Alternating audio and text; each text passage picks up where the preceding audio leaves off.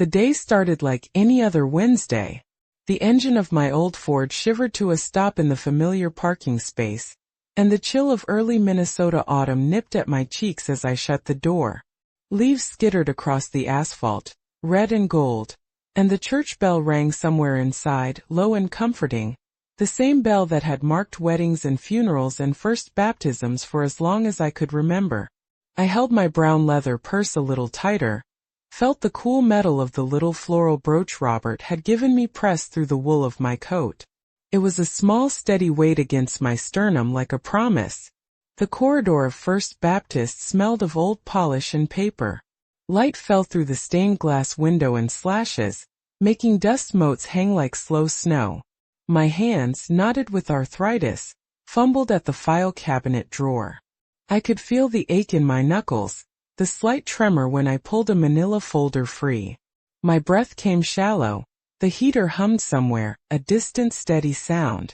Organ music was being practiced down the hallway. A single tentative hymn. Felt like home. Pastor Lawrence was at his desk when I poked my head in. He looked smaller than he'd ever seemed, shoulders rounded, a crease between his brows that hadn't been there last month. There was a softness gone from his smile. He pushed a stack of envelopes across to me, his fingers lingering on the edge as if letting go was harder than he expected. "Morning, Helen," he said. The words were warm, but there was a thread of something else, worry? Fatigue? That tugged at his voice. He told me there were financial folders in the top cabinet and with a half-laugh said, "If you could just sort these before the council meets." He rubbed a hand along his hair, like he was trying to smooth worry back into place. I nodded. I believed him. I had trusted him for 30-40 years. I carried his trust with the same reverence I carried the little key to the church basement. Small, necessary, assumed. I climbed the step stool, my joints protesting, and pulled down the upper box labeled Donation/Building Fund. The smell of old paper and ink rushed up, sharp and a little musty. My fingers found receipts, bank statements, a neat ledger with handwriting I recognized. At first it was a single note, a transfer to an account with a bank name I didn't recognize. Then another. The numbers didn't add up like a prayer ledger. They slashed across the page. 3 zeros here. A date that matched a Sunday collection. My mouth went dry. I laid the papers on the desk and traced the lines with a finger that trembled. The wood of the desk felt cool beneath my hand, varnished smooth where generations had leaned and signed and wiped tears. The floral brooch dug into my palm as if reminding me to stay steady. Diana came in like a gust of wind. She smelled faintly of diesel and sun, smells of Mexico, her hair tied back, the little silver cross resting against her throat as if it were a talisman. Her eyes scanned the papers the way someone reads Braille, quick and sure. For a beat we were both quiet, the only sound the church clock ticking in the hall and the distant organ practicing a scale. "Helen," she said, too softly for anyone in the hall to hear. Her voice shook. "You shouldn't be here." It wasn't quite a request. It wasn't quite a command. There was a sharpness behind it, a ragged edge I couldn't miss. She leaned closer. I could see the thin white line of the burn scar on her forearm when she brushed a file aside, like a map of somewhere she'd been and survived. Her hand hovered over the papers. Her breath was shallow. "Now," she whispered. "Go now." I remember the way the word landed. Small, urgent, like a Bible verse you didn't expect. The hairs on my arms prickled. My chair scraped the floor as I rose. My throat felt tight like swallowing gravel. I did not ask why. I did not ask for an explanation. It seemed absurd to ask when her whole face was saying something else. Run. As I stepped into the corridor, the wooden floor under my sensible shoes sounded louder than it should. My steps echoed too fast, the leather of my purse rubbing against my side. I turned the corner and heard male voices close at the far end. Lawrence, perhaps, and another deeper businesslike. My pulse beat soft and hard in my ears. The bell in the foyer chimed the hour. I had no more than 10 brisk steps before the world shifted. A sound sudden like a gunshot without the report ripped behind me. It was a splintering, a groan of old timber breaking free. I spun back toward the office and the sight hit like cold water. The oak bookshelf that had stood behind Pastor Lawrence's desk for as long as I could remember was down. It lay in a ruin of books and wooden shavings, papers fanned out like ruined prayer cards. The desk's surface exposed where I had been only minutes before. The shelves had fallen forward with a terrible, determined weight. Dust rose in a gray cloud that caught the afternoon light and made the room look like a chapel of ghosts. Diana was propped against the opposite wall, her knuckles white where they clutched the strap of her bag. Her face was ashen, her mouth a thin line. I could see her lips move but no sound came out. We looked at one another. The old volunteer and the missionary returned from the field, and in that look a question flared and died without words. "Thank God," Pastor Lawrence breathed as he rushed in, and relief and something else flickered across his features when his eyes landed on the strewn documents. Carl was behind him, adjusting his glasses with that nervous tic, already bending to gather the papers with hands that trembled. But my hands were steady only in that awful stunned way. I reached out and touched the edge of the fallen shelf. The varnish was warm from the sun. The wood smelled of old varnish and the sharp tang of stress. The brooch at my collar felt suddenly heavier than it had that morning, like a metronome marking a beat I hadn't known I was keeping. I stood there while the organ's lone, unresolved chord hung in the air. The clock kept ticking. The bell had stopped tolling. Outside, leaves scuttered. Inside, a whisper of something had saved me. And I realized with a slow, hard clarity that nothing about the church that had raised me would be the same after this afternoon. The day started like any other Wednesday. The engine of my old Ford shivered to a stop in the familiar parking space, and the chill of early Minnesota autumn nipped at my cheeks as I shut the door. My loves, thank you for sharing your time with me. This channel is still in its early steps, and every new subscriber is a small breath of life that helps us reach our goal of 1,000. If this story moves you, please hit subscribe and tell me in the comments which city you're watching from. I truly treasure where you all are. The morning light in my kitchen moved slow, like it had all the time in the world. It cut across the linoleum in a thin, golden band and warmed the rim of my coffee mug. The smell of fresh grounds, black bitter, filled the room, and for a moment I rested my forehead against the glass door, feeling the cold frame under my fingertips. I'm 67. My hands are knobby with arthritis. I pressed the little floral brooch Robert gave me into the wool of my coat before I head out. It has become a small talisman against the quiet. Robert's chair still sat at the table as it always had.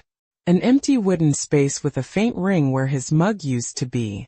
I would straighten that chair more out of habit than pride, trace the grain where his fingers had smoothed it, and tell myself the action mattered. After he died, Wednesdays became my way of filling the hours. I began coming to the church to sort files, to alphabetize names, to touch the paper of other people's lives so mine wouldn't feel like a single folded page. On the drive in my Ford, the air smelled like wood smoke and wet leaves. The bell at First Baptist tolled like a heartbeat. 3 soft rings, then a pause, another 3. The stained glass windows slashed color across the foyer. Ruby reds and deep blues scattered across the floor, landing on shoes, on hymnals, on an empty pew near the back. That pew. The one Robert used to preference with a cushion he liked. It sat empty sometimes during weekday prayer, its cushion slightly indented like a held breath. The church has a smell of its own. Lemon oil polish, old paper, and the faint wax of altar candles. When you first step inside, you take it all in without thinking. The hush, the dust motes, the soft edge of organ practice leaking from the choir loft. There was a red curtain behind the pulpit that Pastor Lawrence liked to draw sometimes. It was a deep, slightly faded burgundy, heavy and velvety. I always caught myself smoothing its fold with my eyes when he preached, as if the way it hung said something about stability, about permanence. Lawrence had been a fixture in our lives for decades. I remember the Sunday before last. The organ swelled on the final hymn and I watched Lawrence from the pulpit. He looked older. His tie was askew. When he stepped down, he passed the altar and paused for a moment before he reached the hymnals. He touched the carved face of the old oak lectern as if steadying himself. The candle by the altar guttered and then steadied, and I thought about how a small gust could wobble a flame until you cupped your hands and sheltered it. Later in the fellowship hall, a small group lingered. Carl adjusted his glasses and laughed a little too loudly at a joke. Diana, fresh from mission work, sat at a corner table flipping through photos of children in a sun-baked plaza. She had just returned from 2 years in Mexico. Her hands had the same patience they do now, and there was that thin line of scar on her forearm, pale as a river bend. She spoke quietly about wells and classrooms, about people who held on to hope with both hands. There was an energy about her, sharp, honest, that made me feel better about the church's reach. On Tuesday morning my kettle whistled a different tune. I woke early and made a list. Files to check, folders to bring back, a note to remind Pastor Lawrence about the council meeting. I ironed a blouse the way Robert used to like, soft at the collar, and pinned the brooch near my throat. The light through my kitchen window was thinner than the day before, the colors of the trees leaning towards rust. I said a short prayer, not for miracles, not for protection exactly, but for steadiness, for hands that would not shake, for tongues that would speak truth. There are small things in a church that begin to matter when you need anchors. The hymnals with dog-eared pages. The worn carpet at the front steps where countless knees had rested. The one pew that never gets sat in on weekday afternoons. The heavy oak bookshelf in the pastor's office. I'd seen that shelf 1,000 times, tall and dark and dignified. Books leaned like churchgoers, a row of sanctified spines. It looked as if it had grown there, as permanent as the rafters, and I used to rest a palm against it when I had to climb the step stool to reach the upper drawer. I never thought about the fact that old things were thin until you have to fix them. I am a woman who measures faith by small actions. I file, I staple, I sign my name on attendance sheets. I light the candle at Christmas Eve because one flame is easier to hold than a lot of unanswered questions. I believed that when truth and charity met, they would steady one another. I believed that because I'd lived long enough to see kindness follow hardship in our pews. But in the quiet of those days, over coffee in the hush between services, I had started to notice edges. A ledger with hurried numbers. A phrase in a memo that didn't sit right. A glance between two men that stopped being casual and started feeling like a contract. These were small things. You could hold them and call them coincidence. Or you could pay attention. I pinned my brooch. I straightened Robert's empty chair in my mind and went to the door. The bell tolled. The light cut across the floor. I felt my knees steady under me, and I told myself I was just going to organize some files. I told myself it was only Wednesday. I did not yet know how much of my faith would be tested in the space between a whisper and the sound of falling wood. The folder felt heavier than it should have. It wasn't the paper, manila is light, but the weight of what the ink suggested pressed into my palm like a small stone. My fingers, knobby, speckled with age spots, joints that clicked when I moved them, didn't want to open the next envelope. My throat tightened. I could taste metal like when you wake up too fast. The little floral brooch Robert had given me nudged against my collarbone, a familiar press that usually steadied me. That day it felt like a pulse. Pastor Lawrence had left me the office with a stack of envelopes, and for the first few minutes it was the ordinary rhythm I've lived for: sort, file, label. The heater hissed. The organist was practicing a hymn too softly to be a sermon. Sunlight cut through the stained glass and stitched color across the carpet. Then I saw it. A transfer to an account I didn't recognize. A date that matched a Sunday collection. An amount that closed my stomach for a beat. I laid the papers on the desk and traced the numbers with a finger that trembled, thinking maybe my eyes had slipped, or the math was mine to forgive. Diana came in like a breeze that smells of diesel and dust. Mexico, the missions, the hands that had built schools abroad. She didn't knock. She stood in the doorway, and for a moment I felt like the office itself held its breath. Her face went from warm to taut in half a second. She glanced at the papers, then at me. The world narrowed to the small square of desk between us. "Helen," she said, and the word was almost swallowed. Her voice was low, but the urgency in it cut clear. "You need to leave. Now." I think I opened my mouth to ask what she meant. I think I had the stupid, polite intention of asking why a missionary would be ordering a volunteer out of the pastor's office. My chest made a small sore sound. My hands felt slick against the smooth varnish of the desk.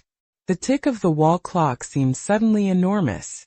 The muscles in my neck tightened. I remember the smell of lemon oil from the polish, and how it felt absurd, domestic, safe, beside the coldness pooling in my belly. But there was something in Diana's eyes I couldn't name. It wasn't just fear. It was a map of things she'd seen. Faces, doors, heat, the sort of wear that doesn't go away after a flight home. She leaned forward. I could see the pale crescent of the burn mark on her forearm when her sleeve shifted. Her mouth was thin. "Please," she said. It wasn't a command dressed in power. It was a voice that had learned to be direct, because there hadn't always been time for soft edges in the places she worked. I rose. The chair scraped. An ordinary sound turned impossible. My knees complained. The church had grown very quiet inside my head, like someone had pressed a hand against the hymn playing somewhere down the hall. I gathered my purse with hands that vibrated slightly, the leather warm from being held. My breath pulled in slow and shallow. The corridor stretched before me. Wooden floor, photographs in frames, the sense of years folded into a building. I stepped out the door without asking for the explanation I wanted. I left the pages fanned on the desk, the numbers still visible when I glanced back. As I turned into the hallway, I heard voices at the far end. Lawrence's, I think, and another man with a voice like the shuffle of paperwork. For a moment I felt the distance between us as if it were a widening crack. My heart was thudding in my throat. It felt too loud. I took a breath that tasted of dust and church candles and the cold outside. My hand found the strap of my purse, gripping like an anchor. Then behind me a sound. It was sudden, explosive in a way the building shouldn't allow. A splintering, a groan, the harsh punctuation of wood under pressure. I turned. The oak shelf that had stood behind the pastor's desk for as long as I had been alive in that church had tumbled forward in a slow, awful surrender. Books scattered like toppled parishioners. Papers flew in a gray arc and dust hung in the air, making the light look as if it had aged.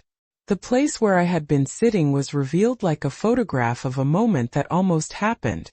For a suspended second the room existed only as the scene. The fallen shelf, the desk bare where my knees had been, the whisper of old paper settling.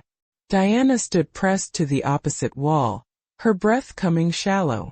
Her face had gone the color of the hymnals, pale, edged with a sheen of sweat. We looked at each other without speaking, and I felt the small, exact gravity of what she had done. The hair on my arms prickled. My hands, still holding my purse, were suddenly cool and clammy. Pastor Lawrence came running in, and relief flickered across his face as he saw I was out of the way. Carl followed, adjusting his glasses like he always did when something unplanned demanded his hands. "Thank God you're all right," Lawrence said, but his voice had a fraction too much warmth in it, like someone trying to convince himself. Carl bent to gather the scattered ledgers with fingers that trembled.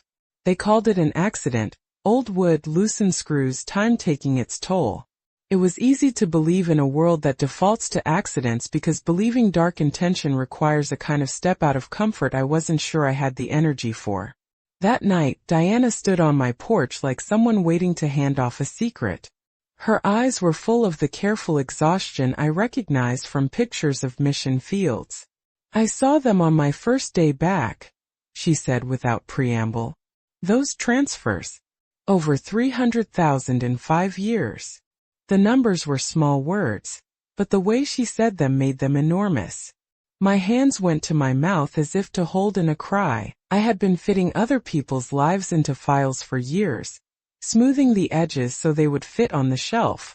Now there were documents that didn't fit, numbers that tore the seam. I could return to my chair and pretend the shelf had simply failed. Or I could do what Robert would have expected me to do. Take the weight of it, however heavy, and set it where it belonged. The decision rose in me like tide. My hands were still shaking, but for the first time they were shaking with purpose. Diana's hand found mine, quick and warm. "We'll do it together," she said. "We won't let them bury it." So I took the papers from her, small, thin, undeniable, and folded the past into my purse like a promise. The next Sunday would not be the same. I felt the room around me tilt, not with fear now, but with the resolve that had lived quietly in the bones of me all these years. I would speak. I would ask for the truth. I would, finally, trust the voice that had told me to leave the office and live. That night we sat at my kitchen table with the light low, two women bent over paper as if the words could be smoothed out by breath.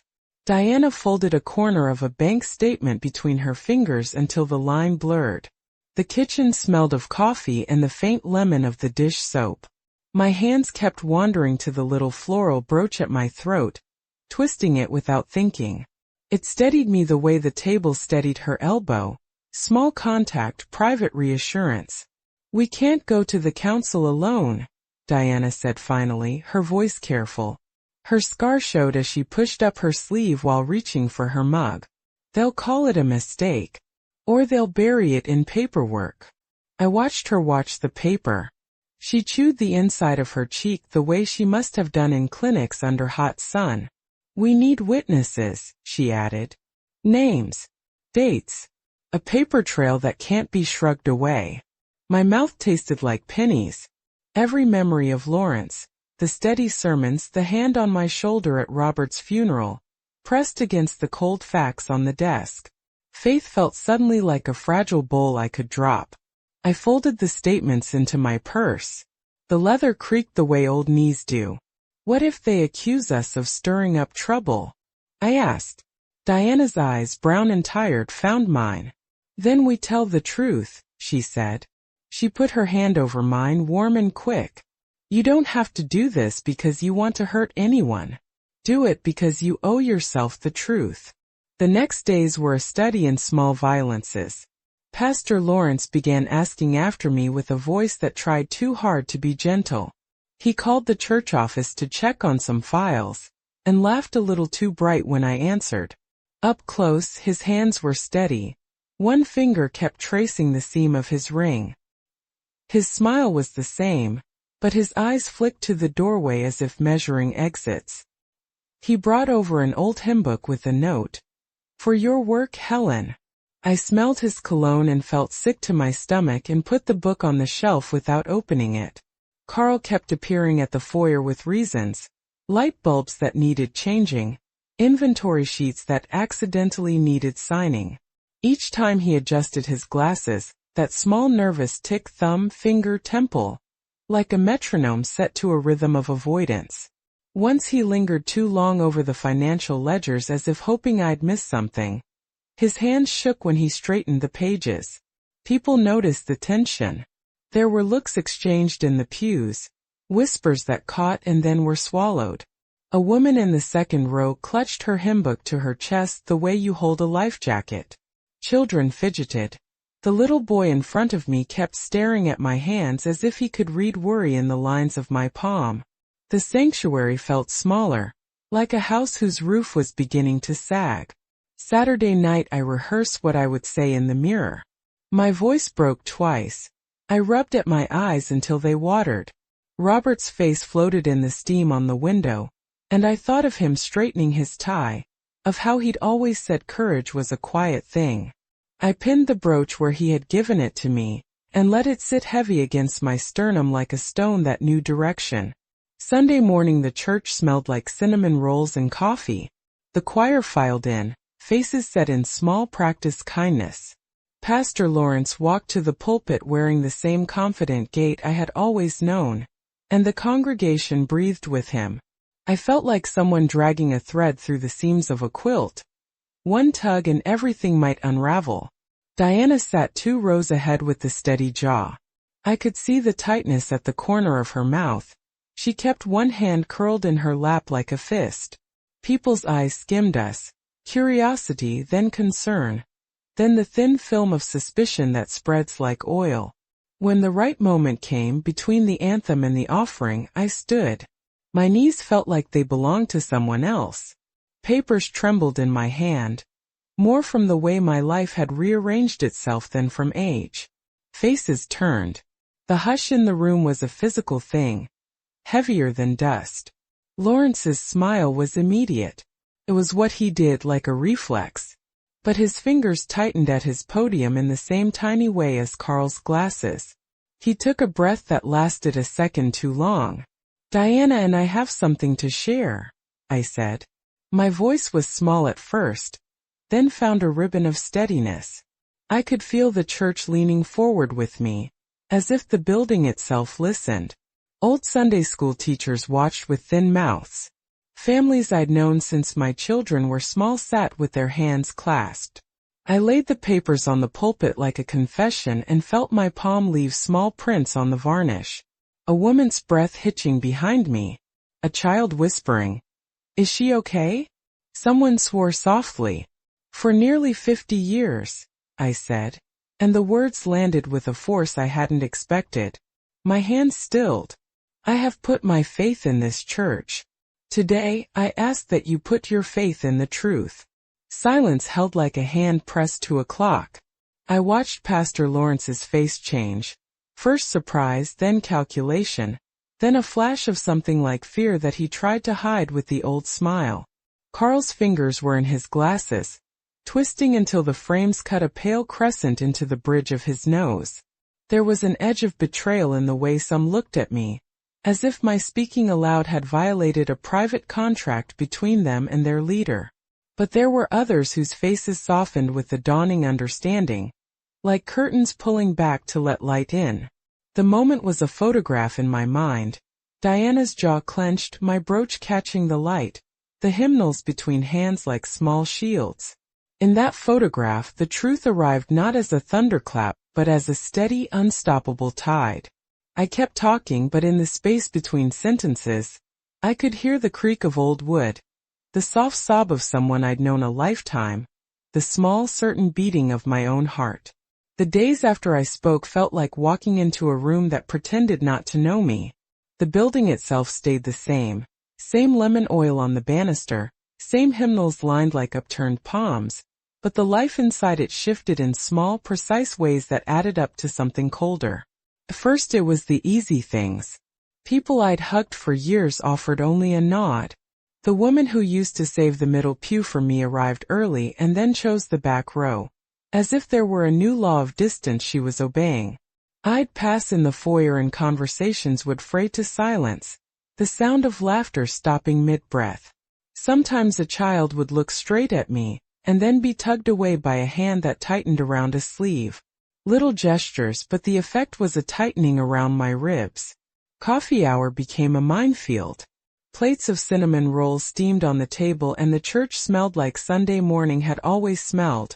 Warm sugar and paper and the undernote of candle wax. But people formed clusters that deliberately turned their backs.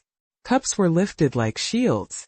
A woman I'd known since my daughter was a girl walked past me twice and then asked, with a polite deliberation that felt deliberate, whether her casserole dish might finally be labeled for the potluck. She didn't meet my eyes when I answered. They began to cancel things they used to invite me to. The quilting group said they were changing their schedule. The Wednesday lunch for longtime volunteers suddenly had a different name and a new organizer. Notes went up on the bulletin board, meetings, committee gatherings, improvements, and I started noticing that my name was not on the lists I'd helped keep for years. Chairs in the office, once pulled out for me automatically, were now left pushed in, as if someone had taken a vote about who deserved to be invited to sit. Pastor Lawrence walked a strange line. His calls came at odd hours, a quiet practice voice asking if I was doing all right. When I answered, He would sound relieved and then, within a minute, distanced. He would say, "We're a family, Helen." And then Carl's behavior was different. Small nerves made big apologies. He hovered near the office, hands wringing the leather of his briefcase. Sometimes he would fetch a file for me and hand it over with a tremor, as if the paper burned him. Other times he stood too close, talking about budgets and insurance, and then scuttled away when anyone else came within earshot. His laugh became a little sharper, a little forced, the way a curtain is yanked to hide a room. The congregation itself split in ways I could read by faces. Some faces hardened, their brows knitting into a line I didn't recognize on them. I could feel the unasked question pressing in their expressions. Is this woman telling the truth, or is she tearing the house down? There were others, the ones who had been small, quiet people in the back pew, who glanced at me with a softness that made me want to fall into their laps and weep.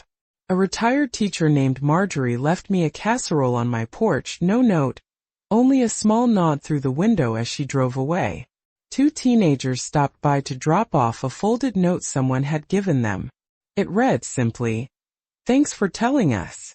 Those were the moments that kept the breath in my chest. But the overall weight was isolation.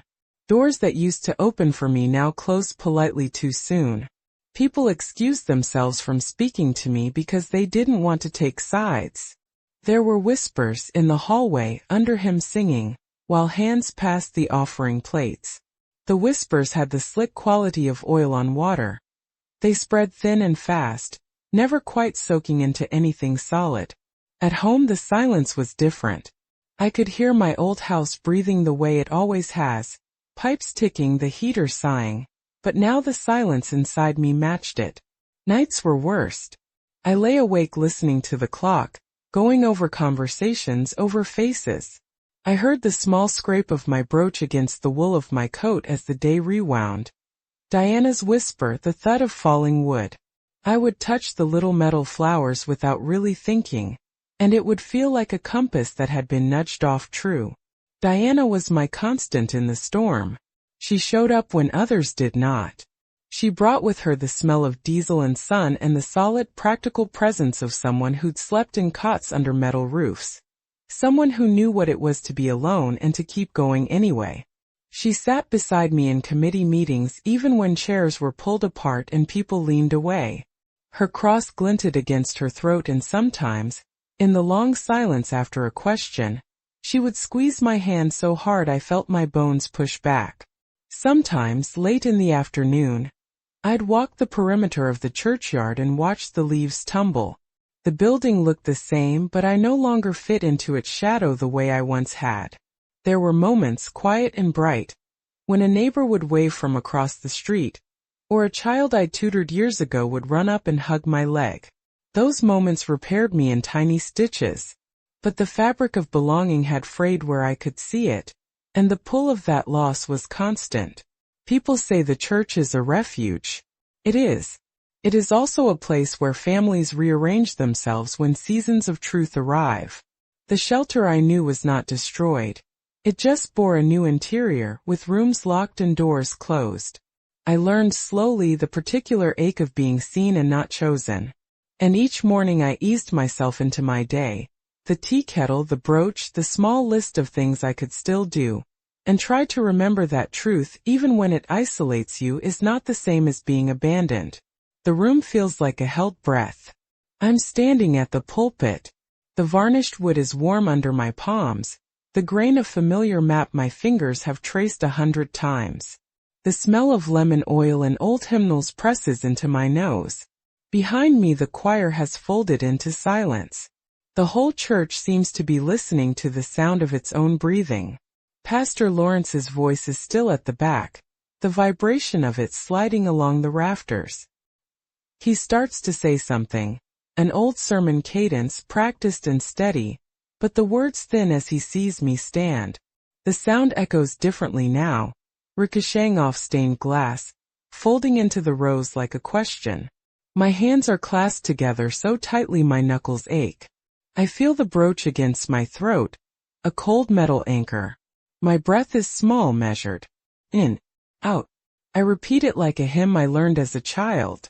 I can hear Diana 2 rows forward, her jaw tight, one hand curled in her lap. Her presence is a small, steadying thing. I open my mouth. The words come slow at first, like putting stones into a river and watching the ripples. For nearly 50 years, I say. My voice trembles, just enough that everyone hears it, but then something steadies it like a hand under my elbow. I have put my faith in this church. Today, I ask that you put your faith in the truth. There is a rustle, the whisper of pages shifting. Carl's fingers are in his glasses, twisting the metal until it leaves a pale mark. Pastor Lawrence steps forward, his face practiced into calm. He moves as if to reclaim the moment, to fold me back into the old script. He clears his throat. His voice comes out thin, the vibration like a string pulled taut. Helen, perhaps.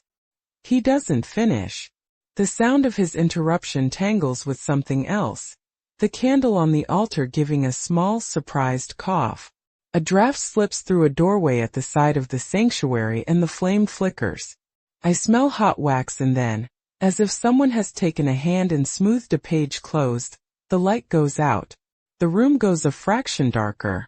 The change is small and mechanical, and yet it lands like a judgment. A murmur rolls down the pews. Heads tilt. The air tastes metallic, sharp. I can feel my heart in my throat, as if the rhythm there has decided to be first and loudest. Someone near the back mutters about the wind. A man near the aisle makes a small, dismissive sound, but his mouth is thin. Pastor Lawrence's smile falters.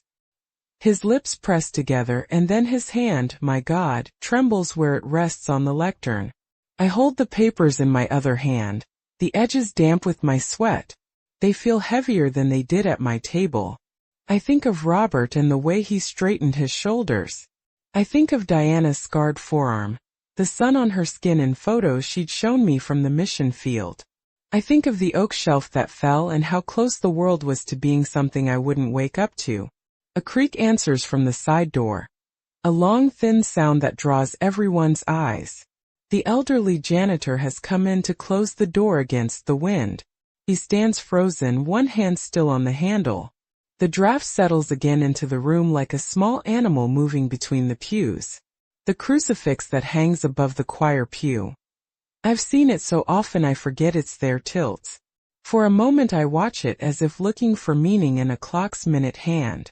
Then it releases. It falls with a soft, terrible sound, wood on wood. The clack of a thing that has been steady all its life breaking into a new shape. The hush breaks into a single stunned exhale. Someone gasps. A child begins to cry, and then stops as if trying to understand where sound belongs now.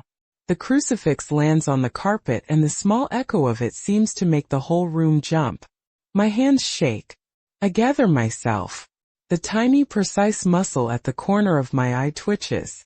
I imagine the room as a ledger, columns of known and unknown. And in this instant the ledger tips. Pastor Lawrence steps closer, his voice higher now, a strain of pleading. Helen, perhaps this is a misunderstanding.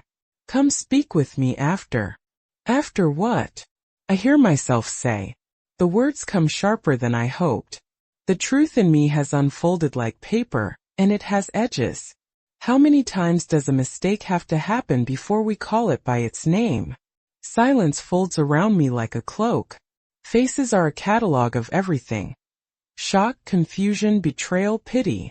A woman I used to bake for stands with her hand over her mouth, tears catching in the corners of her eyes. A young man I taught in Sunday school grips the back of the pew so hard his knuckles white. Diana's hand finds mine under the hymnal like a lifeline. Carl is at Pastor Lawrence's elbow now, murmuring. He keeps adjusting his glasses, fingers shaking in a rhythm that has become small and angry. I can see the outline of the ledger pages on the floor behind him, where some of the bank statements must have been, like an accusation left where it was spilled. My breath comes in short, deliberate counts. I feel old and stubborn and alive. I think of all the small ways I had folded life into the church, the casseroles, the attendance sheets, The way I ironed a blouse the way Robert liked. I am not naive about the cost of naming what is wrong, but some costs are owed. I will not hide from. I keep my palms flat on the pulpit, the papers between us and me. My breathing steadies. The room waits, each person a witness now, not just to my words but to the way we will answer them. The tension in the air is sharp and electric, a bell that cannot be unrung. In that suspended space I realize something I have been dragged to by circumstance and by the memory of a man who taught me to do what is right. Truth has a sound. Sometimes it arrives softly. Sometimes it arrives like a fallen crucifix. Either way, it makes a noise you cannot ignore. I begin to speak again, and this time the words are steady like planks being laid, one by one, so that whatever comes after might stand. The room stayed a little darker after the crucifix fell. People's faces looked smaller in the dim light, as if the shadow had taken some of their certainty. I felt my palms warm against the pulpit, the papers crinkling under my fingers. For a long second I simply breathed. In, out, in, out. The sound of my own lungs was loud in the hush. Then old Mrs. Marjorie, who sat 3 rows back, hands folded like she was holding a hymn, stood up slowly. "Helen," she said, voice thin but steady. "I kept some records when I was helping with the bake sales. If you want I can check them." It was small. It was ordinary. It was exactly the kind of quiet help I'd trusted a lifetime. People moved then like a tide changing. A few stepped forward to the edge of the aisle with envelopes and folded scraps of paper. A man I taught Sunday school to as a boy laid down a receipt with his thumbprint smudged on it from years ago. Diana watched me like a lighthouse, steady, unblinking, and I felt the ragged string of courage in my chest tighten. I put the papers on the pulpit and asked simply, "Who authorized these transfers?" My voice did not shake the way I had feared. It had a new firmness, something like patience gone practical. Pastor Lawrence cleared his throat, that practiced sound that used to mean comfort. "Those were routine, Helen. All of our transfers are authorized." He stopped, because the ledger at his feet did not agree with the tidy story he began to tell. For 10 years I'd handled donation envelopes, signed attendance sheets, and yes, saw his signature on all sorts of forms. There is a politician's flourish to handwriting. There is a little loop on the L he always made, the way he crossed his T's just so. I traced that loop without thinking when I filed bulletins. I knew it. I picked up a transfer authorization and held it out like you hold a mirror. The loops were there, familiar, practiced. I said the thing I had formed in my throat for a week, the small sharp sentence I hoped would not be needed. "This signature," I said. "It matches what's on the check request forms I've filed for years." The room reflexively leaned in. Carl's hands went to his glasses. They shook. He cleared his throat until it sounded painful. "There's been an accounting mistake," he began. His voice was thin. It did not carry conviction. Diana didn't look at him. She looked at me, and then she did something quieter than courage. She handed me a folder she brought from the office. Inside were photocopies, deposit slips, bank confirmation pages, and a stamped notice from the bank the morning after a large transfer. The account number was routed to a name none of us recognized. The confirmation line had an approval code, and beside it, in the pale ink of a pen, was that little looped signature. Carl's face drained color. He tried to cover the pile with his hands, but his fingers trembled, leaving gaps where the paper showed through. People began to whisper. Not the small, cruel whispers that isolate, but the stunned murmurs of a room that suddenly understands the shape of a thing. "It was his idea," Carl blurted before he could stop himself. "He asked me to move funds for a reserve. He said it would keep things safe during the renovations." His voice cracked on the last word. He kept adjusting his glasses like he was trying to spin the nervous tick into something useful. I did as I was told. I had expected denial. I had expected a polite anger. But this sputtering admission was worse because it was human. It looked like fear and shame more than malice. Pastor Lawrence's shoulders went rigid. He opened his mouth and closed it. The old familiar smile was gone. For the first time I saw a man who had been wearing a roll so long he'd mistaken it for skin. Someone called for the police. That's what happens when money goes missing and adults want things sorted properly. An investigation, a tally, questions and receipts held up like torches. Others asked for the council to convene now, not later. Names were said aloud. Dates were matched to collections. I remembered counting myself. Witnesses stepped forward. Marjorie handed over an old ledger she'd never thrown away. A college student I'd taught Sunday school to, now working at a credit union, offered to go with me to the bank and ask for copies. Nothing dramatic happened. No shouting, no violent reveal. Just the grinding, inevitable mechanics of truth. Paper, signatures, people willing to look. Pastor Lawrence left the pulpit that day under a weight I could see in the way he held his head. He did not storm out. He did not clap. He walked like someone who had been walking a long time and finally set down a burden. At the council the next week, after calls, after bank statements, after the church's attorney was quietly consulted, he was asked to step aside while accounts were audited. Carl resigned. It was not dramatic. It felt like accounting decisions being made in a room that had finally been stripped of pretense. There was no miraculous confession that absolved everything. There was no neat ending where everyone forgave and went back to Sunday school like nothing had happened. What we got was paper and people and a sense of repair starting very small. The congregation filed through meetings, voiced their hurt, gave witness. Some left. Some stayed. We formed a committee. We required oversight. We opened files. We called families who had given and told them what we had discovered. 6 months later the office smelled different. New paint, citrus cleaner, and the oak shelf had been replaced with something sturdier. A new pastor arrived whose sermons carried a different cadence. He talked about stewardship in a way that made you sit straighter. We held a meeting of heads and volunteers and walked through the new procedures, the locked drawers, the 2 signature checks. It was businesslike and humble and, I thought, enough. For me, the real turning didn't come from the resignations or the new locks. It came one quiet afternoon when I sat at my kitchen table and held the little floral brooch Robert gave me. I had expected anger to burn me raw, but instead I felt steady. Not healed. Not naive.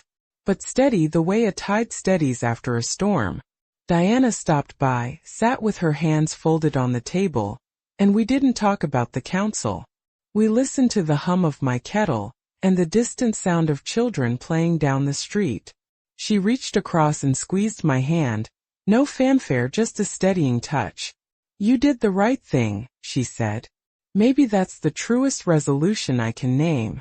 The bookshelf might have fallen, but I was not there when it did. A whisper saved me in a way that a sermon never could. It taught me that faith and truth sometimes ask for the same thing. The courage to keep one's feet when the house shifts under you. And months on, when the church bell rings, I go in because I still believe in what a church can be.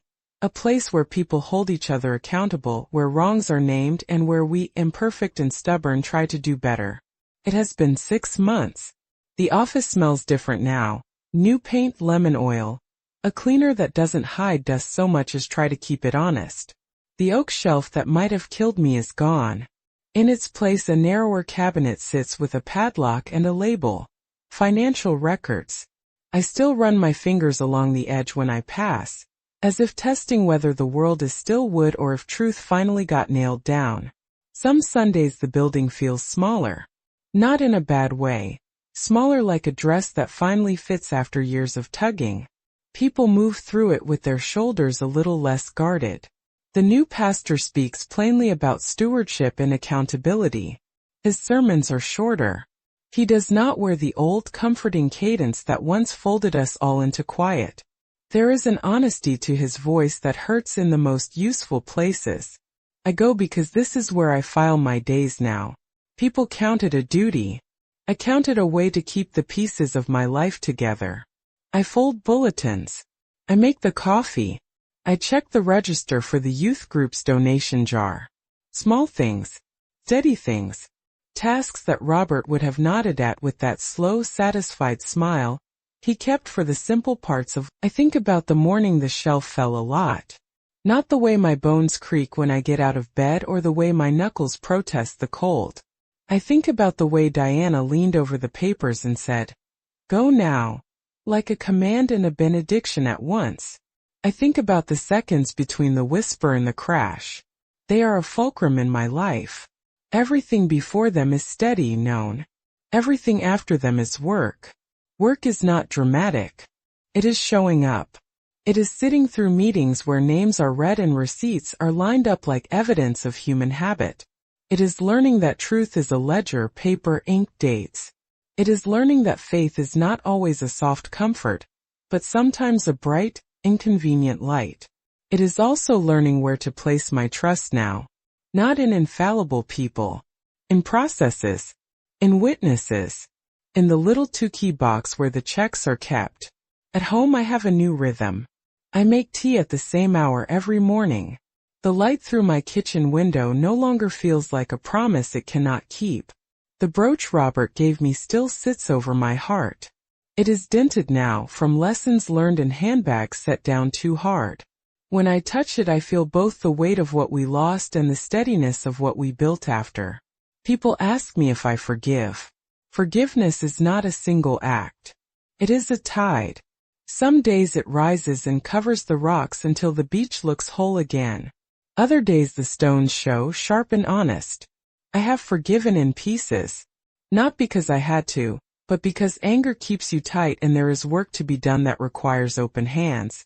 There were moments that felt like endings and were not. Pastor Lawrence stepping down felt like a severed root. His resignation was respectful, quiet. No shouting, no confessions that made everything clean. Carl resigned too.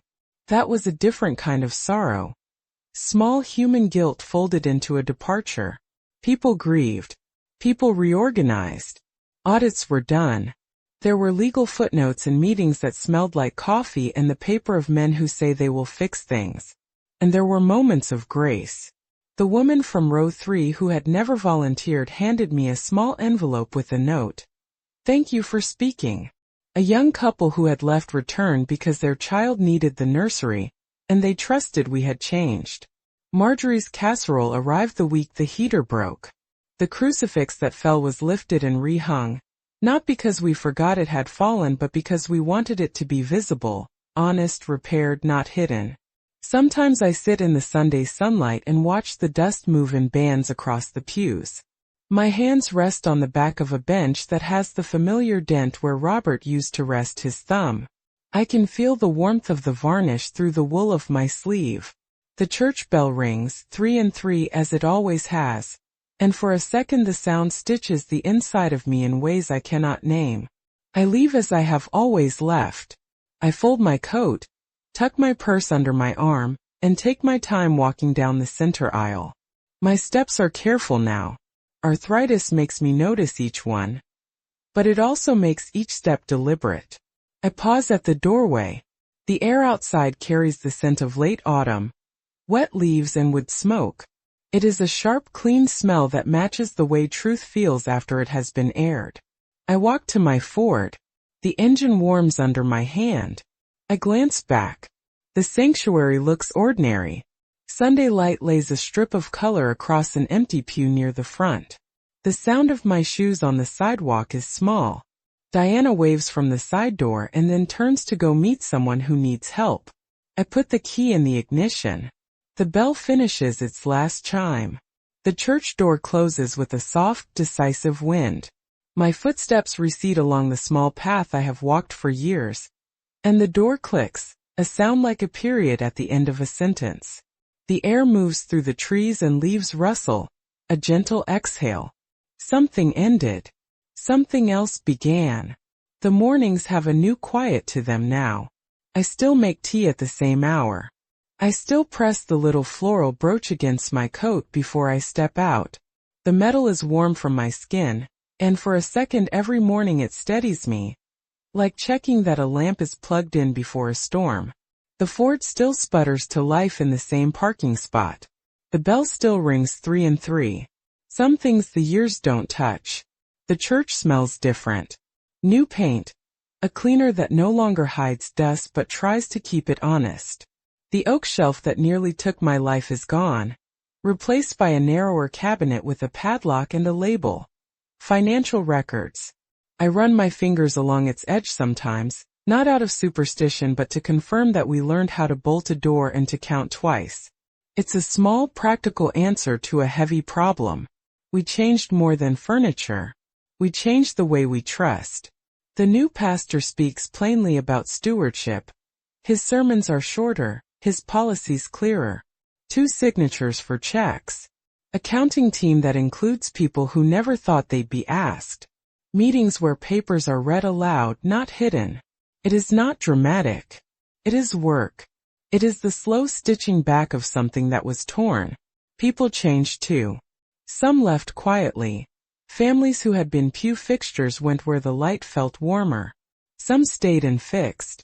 Marjorie still brings casseroles on Thursdays, and the teenagers who used to giggle in the back pew now count the offerings with the same care they'd once used to fold paper airplanes.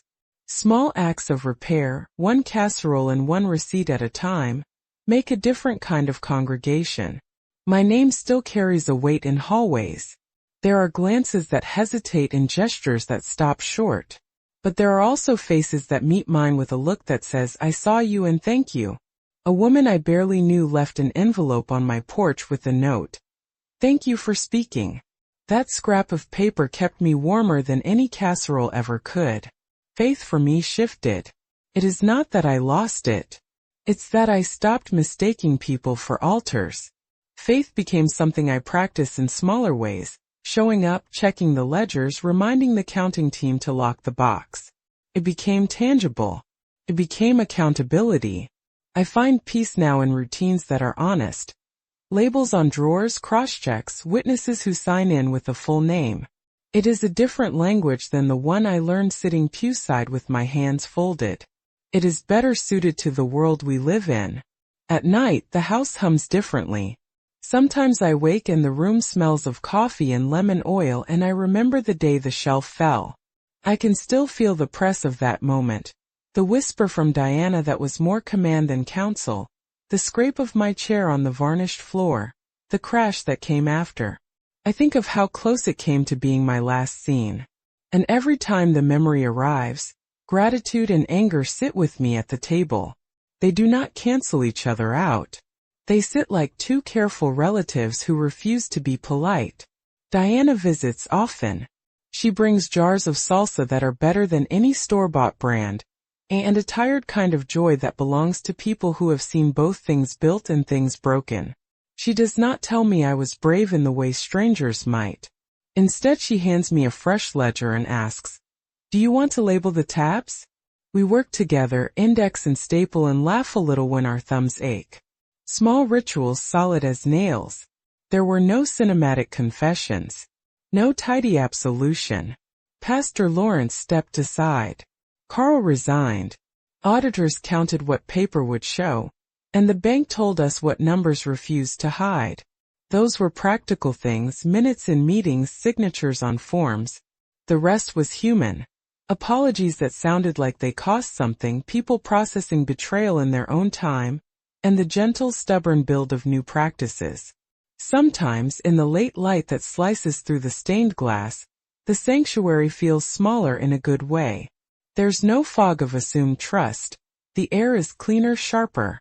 The crucifix we rehung hangs maybe a little lower now, visible and honest, no attempt to hide what had fallen. The hymnals smell like lemon oil and sun, and the bell still rings. When it does, sometimes someone squeezes my hand. Sometimes I squeeze back. I learned that truth is not always a thunderclap. Sometimes it is a whisper that tells you to move, and sometimes it is a ledger that refuses to be folded. I learned that faith can be held in a ledger, in 2 signatures, in people who will sit through uncomfortable meetings to make things right. I learned that courage isn't always dramatic. Sometimes it's standing up and calling for paper to be shown. The little brooch Robert gave me has a dent now. It's not pretty. It is honest. When my fingers find it at my collar, I think of his hands, steady, patient, and the choice he would have made. I think of the moments after the shelf fell, of the people who left. If you've made it this far, thank you from the bottom of my heart for staying until the end. If you feel it in your heart, please subscribe so you won't miss the next stories, and keep walking with me by watching the other videos I've prepared with care. And please, share in the comments what you thought of my testimony. I will read every word.